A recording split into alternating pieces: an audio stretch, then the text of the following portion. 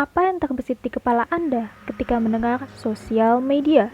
Instagram, YouTube, atau mungkin Facebook? Yap, mereka adalah platform yang mengeksiskan sosial media di era digital ini. Apalagi Facebook, yang hingga saat ini masih populer. Tapi, tahukah kalian kalau Facebook didirikan tahun 2004? Apakah itu awal era sosial media? Mari kita mundur ke tahun 1995, di mana muncul situs bernama GeoCities, yaitu situs yang menjadi tonggak berdirinya banyak website. Situs ini melayani web hosting seperti penyewaan penyimpanan data agar bisa diakses dari mana saja. Tahun 1997, muncul situs jejaring sosial pertama yaitu 6degree.com. Disusul situs untuk membuat blog pribadi atau lebih dikenal blogger pada tahun 1999.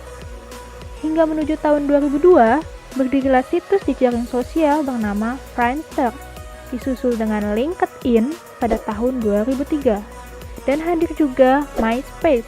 Hingga 2004, Mark Zuckerberg memperkenalkan Facebook di tahun ini, dan disusul Twitter yang punya ciri khas hanya dapat mengupdate status maksimal 140 karakter.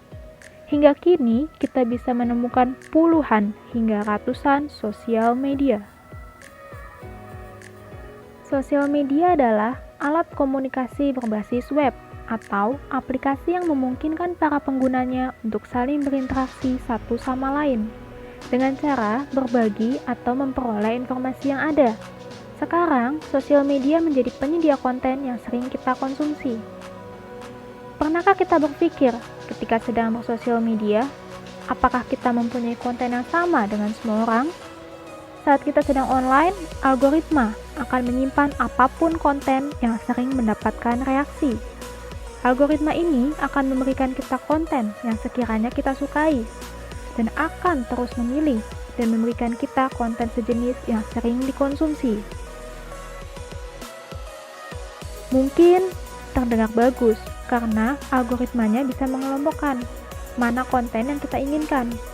Kita tahu di dunia ini banyak sekali konten, dan tidak mungkin bagi kita untuk mengkonsumsi semuanya. Setiap orang punya ketertarikan, jadi kenapa tidak fokus ke hal-hal yang kita suka? Masalahnya adalah hal itu bisa menempatkan pada sesuatu yang dinamakan filter bubble. Terjebak dalam filter bubble artinya algoritma mengisolasi diri kita dari informasi dan perspektif yang mungkin belum pernah kita lihat. Sebagai akibatnya, sosial media menyembunyikan postingan yang berbeda sudut pandang dari kita, dan juga artikel yang sekiranya tidak kita setujui. Mungkin kita tidak menyadari kalau sedang terjebak dalam filter bubble, karena algoritma ini tidak butuh perizinan kita dan memberitahu kita kalau sedang aktif. Faktanya, filter bubble menjadi bagian dari sosial media, dan saat kita online, hampir tidak mungkin menghindari filter bubble.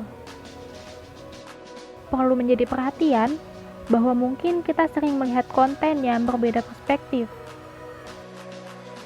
Jadi, bagaimana kita menyikapi hal ini? Pertama, kita harus terus mengingat akan adanya filter bubble saat bersosial media. Mengutip dari Robert Kiyosaki, kecerdasan adalah berdiri di tepi koin dan melihat kedua sisi. Artinya, kita perlu melihat juga dari perspektif orang lain mengenai suatu hal dan tidak memposisikan opini atau sudut pandang kita sebagai yang paling benar. Kita tidak perlu menyalahkan sosial media, karena sosial media tidak sepenuhnya buruk. Fokuslah kepada kita sebagai pengguna dari sosial media. Mulai sekarang, perhatikan apa yang kalian tonton, like, maupun komen.